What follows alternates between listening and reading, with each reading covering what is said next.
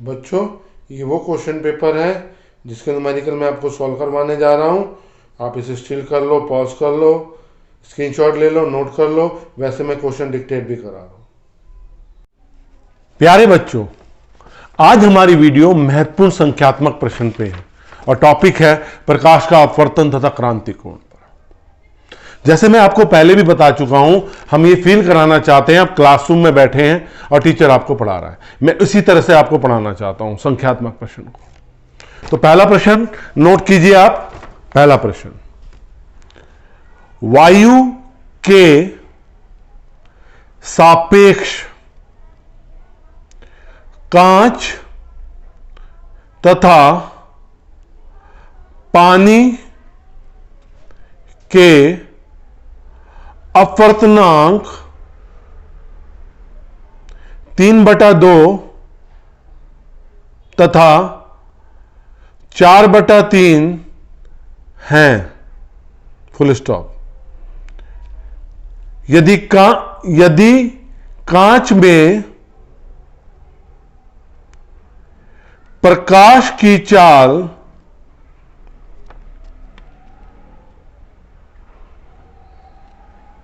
2 गुणा 10⁸ मीटर प्रति सेकंड हो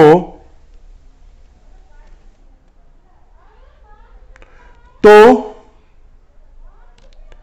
पानी में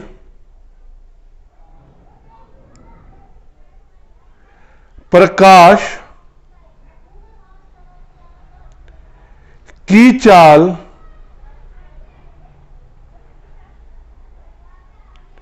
क्या होगी? तो पानी में प्रकाश की चाल क्या होगी? देखो, पहले प्रश्न में हमें क्या क्या दिया है, इसका सॉल्यूशन हमें दे रखा है। कांच का अपवर्तनांक ए म्यू जी कितना है? 3/2। पानी का ए म्यू डब्ल्यू 4/3। कांच में प्रकाश की चाल सी जी 2 गुणा 10⁸ मीटर प्रति सेकंड।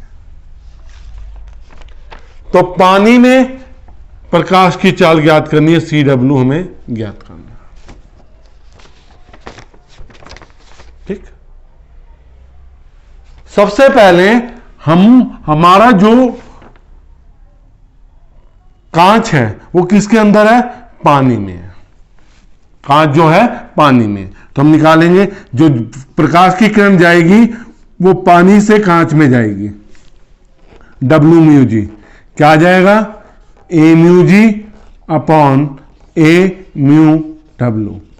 ए म्यू जी कितना हमारा? 3/2। ये कितना है? 4/3। तो कितना हो जाएगा? 9/8। 2 नीचे आ जाएगा, 4 दूनी 8, 3 ऊपर चला जाएगा। तो हमारे पास क्या मिल गया? डब्ल्यू म्यू जी हमें मिल गया 9/8। फिर एक सूत्र लगाएंगे डब्ल्यू म्यू जी।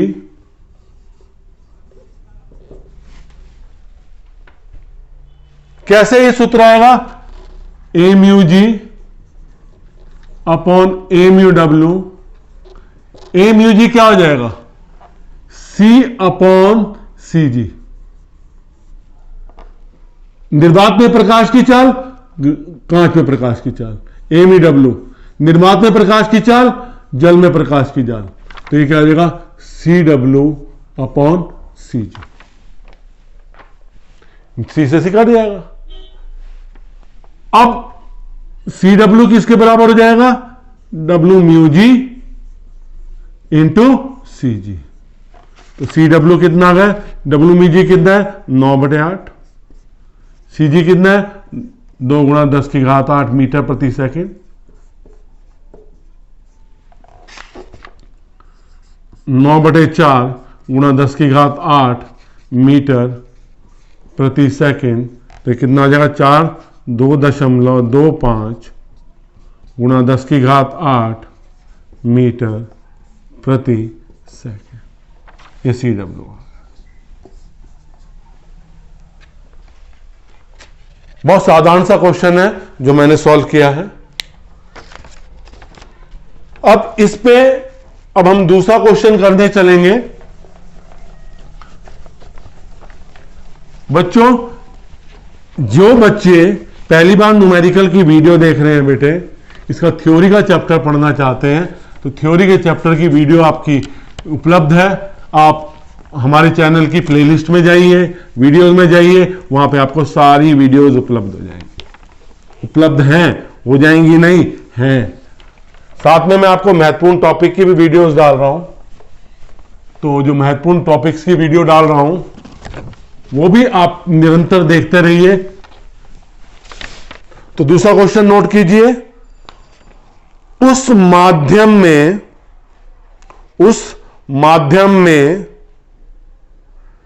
प्रकाश की चाल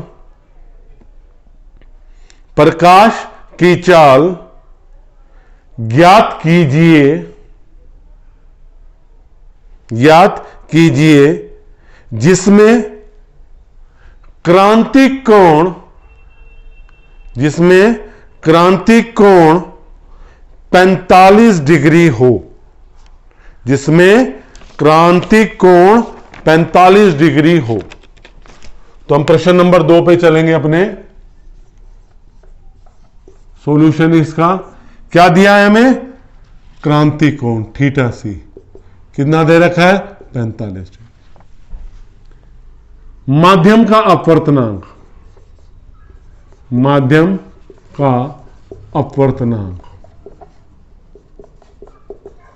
हमें ज्ञात क्या करना है? माध्यम में प्रकाश की चाल।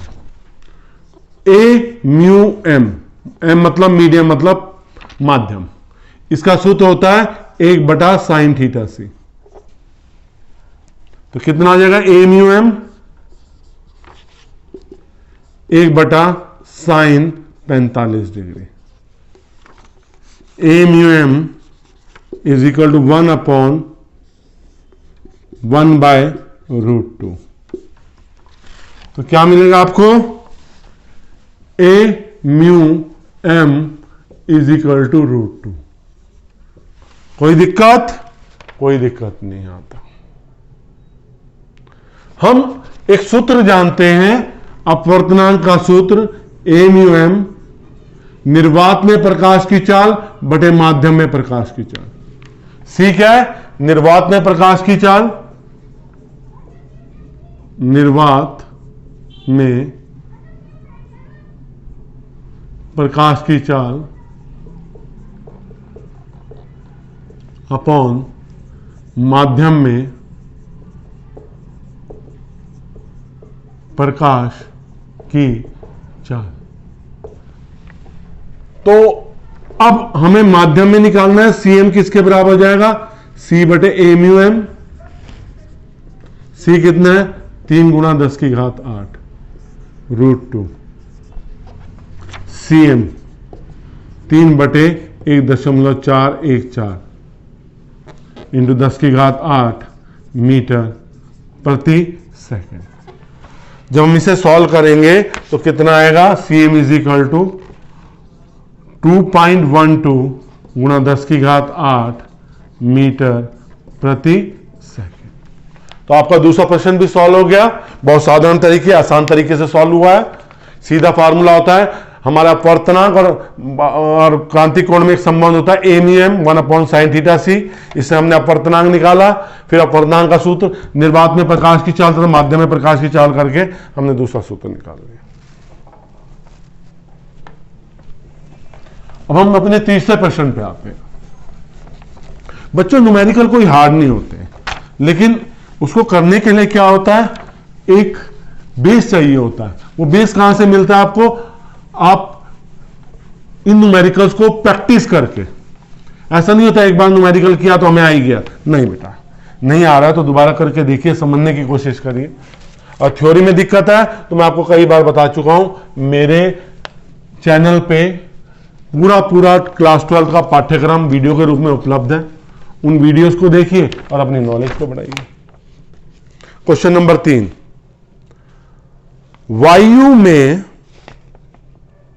वायु में सोडियम प्रकाश की तरंगदैर्घ्य, सोडियम प्रकाश की तरंगदैर्घ्य 598 नैनोमीटर है।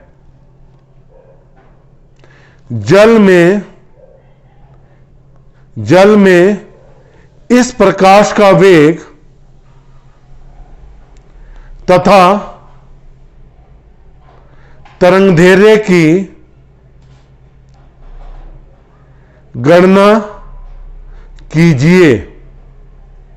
जल में इस प्रकाश का वेग तथा तरंगदैर्घ्य की गणना कीजिए।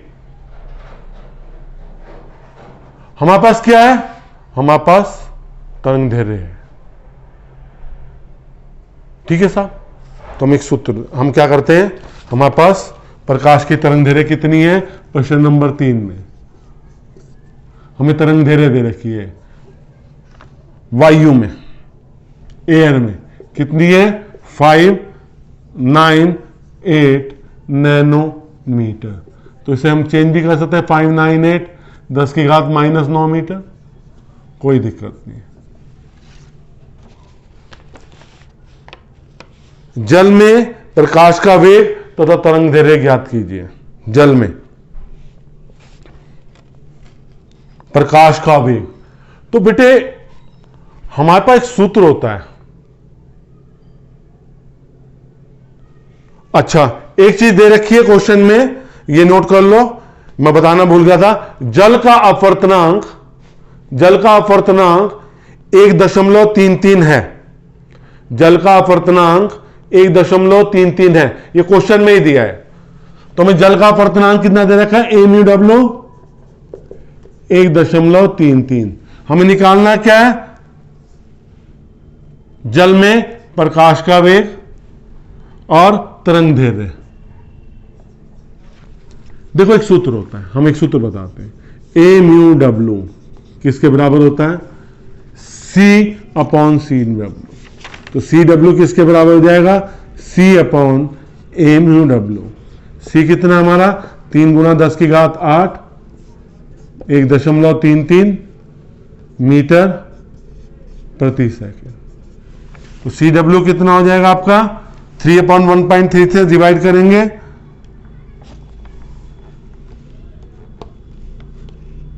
2.25 × 10 की घात 8 मीटर प्रति सेकेंड। पहला पार्ट निकल गया। अब हमें क्या निकालनी है? तरंगदैर्घ्य निकालनी है। देखिए एक सीधा सीधा सूत्र होता है, एक सीधा सीधा, मैं सूत्र भी बता देता हूं करके। mu क्या हो जाएगा? C/CW। C क्या हो जाएगा? आवृत्ति गुणा तरंगदैर्घ्य। एयर में आवृत्ति बदलती नहीं है और ये जल में, तो λA/λW। तो λW क्या हो जाएगा आपका? λA/mu। तो λW क्या हुआ? लैम्डा कितना है आपके पास? 598 नैनोमीटर अपॉन mu कितना है आपके पास? 1.33। तो λW कितना हो गया? डिवाइड करोगे 1.33 से तो आ जाएगा 449.62 नैनोमीटर। इसे हिंदी में लिख सकते हैं ऐसे, नैनोमीटर। तो ये भी एक साधारण सा ही क्वेश्चन निकला। हमने सीधा सूत्र लगाया, अपवर्तनांक, निर्वात में प्रकाश की चाल, माध्यम में प्रकाश की चाल, यहां भी वही सूत्र लगाया। लेकिन जो वेग होता है वो आवृत्ति गुणा तरंगदैर्घ्य होता है। ये आवृत्ति है, आवृत्ति बदलती नहीं है प्रकाश के अपवर्तन में। तो माध्यम में कोई भी माध्यम हो, किसी भी एक माध्यम से दूसरे माध्यम में जाएगी तो आवृत्ति नहीं बदलती। तो आवृत्ति से आवृत्ति करेगी वायु में तरंगदैर्घ्य बटे जल में तरंगदैर्घ्य। अब हम प्रश्न नंबर 4 पे आते हैं। आज हमारे प्रश्नों की संख्या जरा ज्यादा है, क्योंकि बच्चों की डिमांड थी कि एक साथ इस टॉपिक को आप कवर कर दें सर, तो मैं एक साथ एक टॉपिक को कवर कर रहा हूं। ठीक है, तो आपको जो वीडियो मिलेगी उसमें कंप्लीट न्यूमेरिकल्स भी होंगे, और ये न्यूमेरिकल्स बोर्ड एग्जामिनेशन में कई बार आ रखे हैं। हम वो न्यूमेरिकल चूज करते हैं जिनकी पॉसिबिलिटी में आने की क्या होती है बेटा, ज्यादा होती है। देखिए क्वेश्चन नंबर 4 नोट कीजिए। एक पात्र में 12 सेंटीमीटर गहराई तक जल भरा है। 12 सेंटीमीटर गहराई तक जल भरा है। पात्र के पेंदे में रखी किसी सुई की गहराई 9 सेंटीमीटर प्रतीत होती है। 9 सेंटीमीटर प्रतीत होती है। पानी का अपवर्तनांक ज्ञात कीजिए। पानी का अपवर्तनांक ज्ञात कीजिए। एक पात्र है प्रश्न नंबर 4 में, उस पात्र में ये पात्र है, इस पात्र में एक सुई नीचे रखी हुई है, ये 40 सेंटीमीटर पे में है, 12 सेंटीमीटर पे, सॉरी कितने पे है, 12 सेंटीमीटर पे। और जो प्रतीत हो रही है वो कितनी है, ये 9 सेंटीमीटर। ठीक है सर, तो ये आपका ऑब्जेक्ट हो गया, ये इसकी इमेज होगी, मतलब प्रतिबिंब हो गया। एक सूत्र होता है सीधा सीधा, हमने क्या निकालना है, पानी का अपवर्तनांक MU। वास्तविक गहराई, यहां पे वास्तविक गहराई कितनी है आपकी, 12 सेंटीमीटर। आभासी गहराई कितनी है आपकी,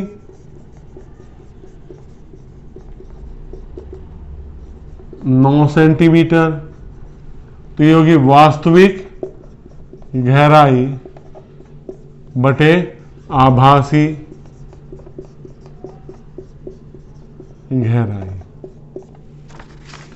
MW। वास्तविक गहराई कितनी होगी, 12 सेंटीमीटर अपॉन 9 सेंटीमीटर, ये होगी 4/3। तो अपवर्तनांक कितना आ गया आपका, 4/3। 4/3 का मतलब 1.33। प्रश्न नंबर 5,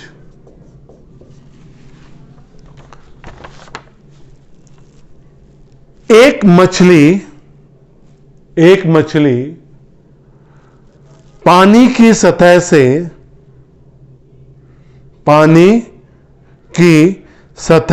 से 40 सेंटीमीटर गहराई पर है। मछली तथा इसके प्रतिबिंब के बीच कितनी दूरी होगी,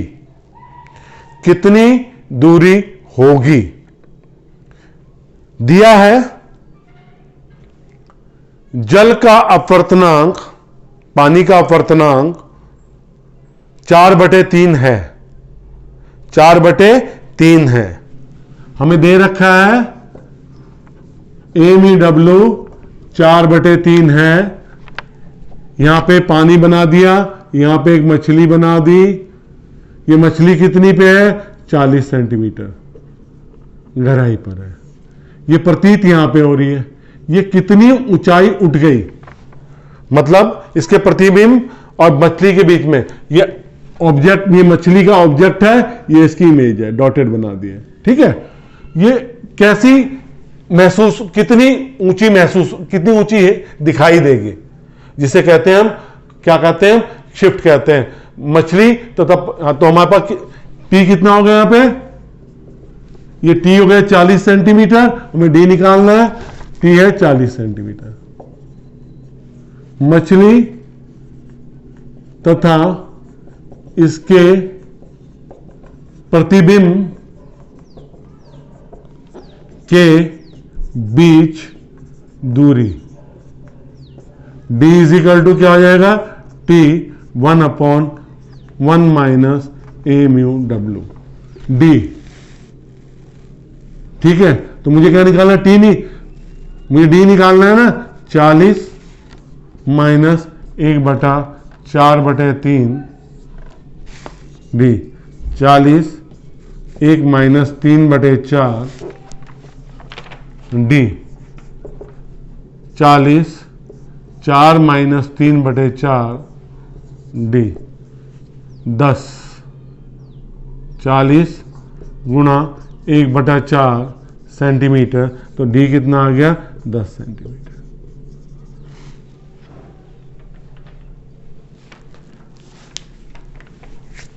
ठीक, तो कितनी ऊंची उठी, ये न्यूमेरिकल भी हमारा हो गया। अब हम अपने अंतिम प्रश्न पे आएंगे। आज के टॉपिक के लगभग सभी न्यूमेरिकल्स हमने फॉर्मूले कवर कर दिए। ये जो न्यूमेरिकल है, इस न्यूमेरिकल को मैं मोस्ट इंपॉर्टेंट न्यूमेरिकल कहता हूं। इसलिए कहता हूं क्योंकि इसमें इसके आने की संभावना मुझे बहुत ज्यादा लगती है। ये थोड़ा एग्जामिनर को लगता है कि हार्ड है, पर ये हार्ड नहीं होता। इसको समझना आसान हो गया तो समझ लीजिए आपका सब कुछ आसान हो गया, नहीं तो दिक्कत हो जाएगी। तो आपके पास जो प्रश्न मैं आपको बताने जा रहा हूं, वो प्रश्न क्या है आपका? वो प्रश्न है आपका, देखिए पढ़िए। जल से भरे, नोट कीजिए, जल से भरे 80 सेंटीमीटर गहराई के किसी टैंक की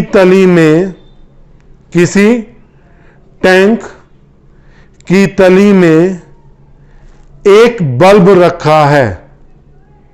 टैंक की तली में एक बल्ब रखा है, फुल स्टॉप। जल के पृष्ठ का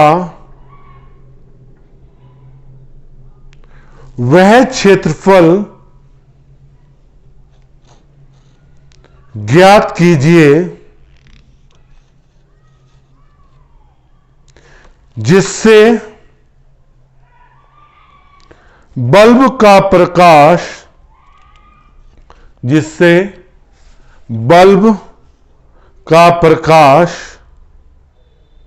निर्गत हो सकता है। फिर सुनिए, जल से भरे 80 सेंटीमीटर गहराई के किसी टैंक की तली में एक बल्ब रखा है।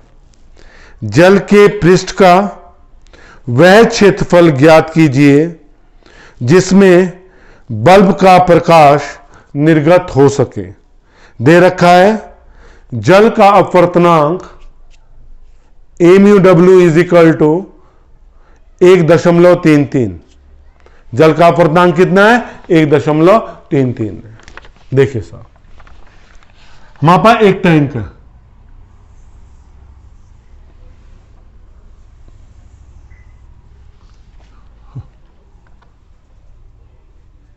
ये हमारा टैंक है। कितनी गहराई है? 80 सेंटीमीटर। यहां पे एक बल्ब रख दिया हमने, बल्ब बीचों बीच रखेंगे, ठीक है। बल्ब से जब प्रकाश की किरण जाएगी कितने कोण पे? क्रांतिक कोण पे, तो ये प्रकाश की किरण ऐसे हो जाएगी। किस पे? क्रांतिक कोण पे।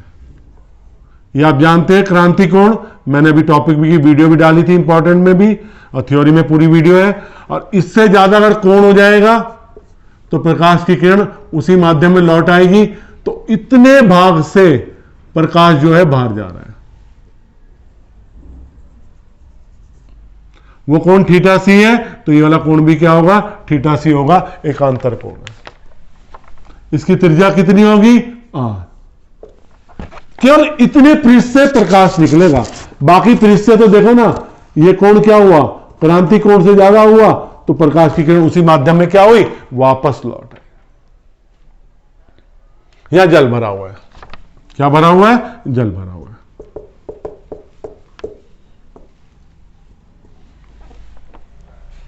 तो हमें दिया क्या है? प्रश्न नंबर 6 में हमें दे रखा है ए म्यू डब्ल्यू 1.33। बच्चों इसको याद रखना, 1.33 आ रहा है तो ये 4/3 के बराबर है। मेरे करने की विधि जरा आसान है, पर डेसिमल की वैल्यू मुझे याद करनी है। हमें पता है जल का अपवर्तनांक होता है 1.33 या 4/3 होता है। अगर 1.5 कांच का होता तो 3/2 लिखते हैं। हमें इसे फ्रैक्शन में लाना है, ठीक है। हमारे पास एच कितना है? 80 सेंटीमीटर। मैंने अभी आपको एक सूत्र बताया था, ए म्यू डब्ल्यू 1/sin थीटा सी। तो उल्टा कितना हो जाएगा? sin थीटा सी क्या हो जाएगा? 1/a mu W 1/4/3। तो sin थीटा सी कितना हो गया आपके पास? 3/4। एक त्रिभुज बना दूं, ये 3 और ये 4, ए बी सी, ये थीटा सी, लंब बटे आधार। अब tan थीटा सी क्या हो जाएगा त्रिभुज से? देखो सबसे पहले मेरे पास त्रिभुज से, त्रिभुज ए बी सी में ए सी का स्क्वायर किसके बराबर हो जाएगा? ए बी का स्क्वायर प्लस बी सी का स्क्वायर, 4 का स्क्वायर ए बी का स्क्वायर प्लस 3 का स्क्वायर, 16 - 9 ए बी का स्क्वायर, 16 - 9, तो आपके पास क्या बचेगा? 16 - 9 7 is equal to A B का स्क्वायर। तो A B is equal to क्या आ गया? √7। तो tan थीटा सी कितना हो जाएगा? लंब B C upon A B 3/√7 tan theta C आ गया। अब इसको भी एक त्रिभुज बना लेते हैं, एस पी क्यू आर। त्रिभुज एस पी क्यू में tan थीटा सी किसके बराबर होगा? P Q upon S P. P Q क्या होगा आपका? R upon H, R upon 80। ये समीकरण 1 होगी और समीकरण 2। समीकरण 1 व 2 से ये √7 है, sorry, R upon 80 is equal to 3/√7। तो आर इज इक्वल टू कितना हो गया? 240 अपॉन √7 सेंटीमीटर। और क्षेत्रफल निकालेंगे, क्या हो जाएगा? क्षेत्रफल ए इज इक्वल टू πr²। पाई कितना हो जाएगा? 3.14, 240 बटे √7 का होल स्क्वायर, 3.14, 240 गुणा 240 बटे 7 सेंटीमीटर स्क्वायर। तो कितना आएगा ये सॉल्व करके? 2.6 इंटू 10 की घात 4 सेंटीमीटर स्क्वायर। इतने क्षेत्रफल से क्या होगा, प्रकाश क्या होगा, निर्गत होगा। बच्चों बहुत ही साधारण सरल तरीके से न्यूमेरिकल समझाने की कोशिश कर रहा हूं। न्यूमेरिकल करते हुए मेरे से हो सकता है त्रुटि भी हो जाए, हो सकती है, मैनुअल मिस्टेक। पर बच्चों आपको इस तरह मेरे न्यूमेरिकल कराना अच्छा लग रहा है तो मैं वीडियो को लाइक कीजिए ना, शेयर भी कीजिए अपने साथियों के साथ, और अगर सब्सक्राइब नहीं किया है तो चैनल को सब्सक्राइब जरूर कीजिए। आपको इसी प्रकार सरल और साधारण तरीके से न्यूमेरिकल सॉल्व करवाता रहूंगा, उसकी वीडियो उपलब्ध कराता रहूंगा। बहुत बहुत धन्यवाद।